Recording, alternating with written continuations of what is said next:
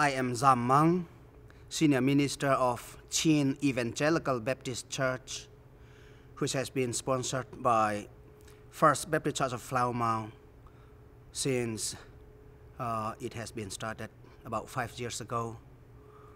And we have been so grateful for their support and everything they have been doing for the Chin community in Louisville, Flower Mound area. I fled the country in 1992, the country called Burma.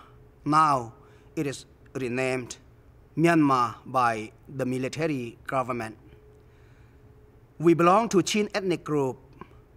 The Chin people live in western part of the Union of Burma. We are not the citizens of Burma, but the citizens of the Union of Burma. The Union of Burma includes the Chin land, the Kachin land, the Sian land, and proper Burma itself. And the Chin people were evangelized by American Baptist missionaries since 1899. And Baptist denomination has been the main denomination among the Chin people. When we became Christians, for the Buddhist majority people, we had been seen like enemy, even though we never kill or we never harm the Buddhist people. And we had been accused of worshippers of the white God and sympathizers of the white people, and we had been labeled like colonialists. But actually, it was not true.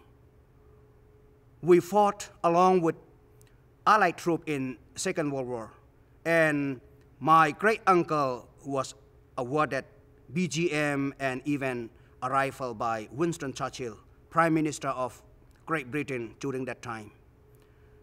And we love democracy, we love freedom. But when we found the Union, we were supposed to have freedom and self-determination on our own land. But actually, when we got independence from the British government, everything we signed in 1947, February 12, everything we received from the Burmese government were day and night different.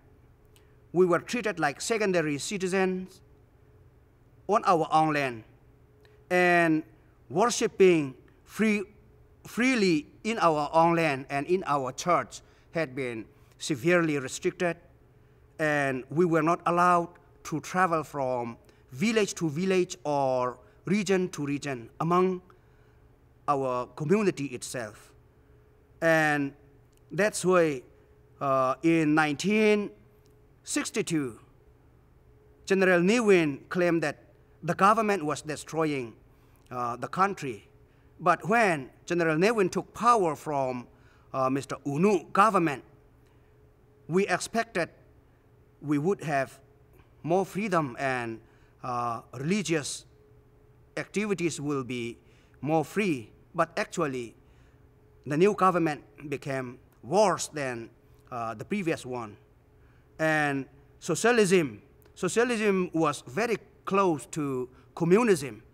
General Ne Win imposed socialism, Burmese way to socialism. Actually, there was no Burmese way to socialism. In the end of his rule, Burma became the poorest of the poor in the world, even though it was known like the British crown of Asia or Asian rice bowl in the past. But in the new government, Burma became very, very poor and the poorest of the poor in the world. And especially in religious section, we lost almost every right we had in the past. We could no longer preach freely, and at the same time, the Bible cannot be distributed in Burma, and we would no longer mention about printing or so and so. That's why we have to smuggle in the Bible from India through the jungle into Burma. And in 1988, people no longer accept the government, and people from every corner of the country came out to the street and shouted for democracy. And General Ne Win knew that he could no longer control the country, and he promised us that he would lead us in general election, and elected party will be given a chance to run the country. And General Ne Win fled behind the scene, and he gave his power to junior general. Junior general promised us that the election would be held in 1990, and he did. And National League for Democracy, led by Aung San Suu Kyi, she won her party, and she won landslide victory in 1990 election. Instead of giving her a chance to lead, she was detained, arrested, and imprisoned. She has been under house arrest for almost 20 years now. And after that, religious persecution has been more severe.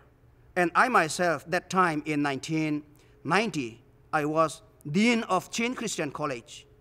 And in the middle of the night, wrong about 1 a.m., a whole bunch of soldiers and police officers surrounded my house.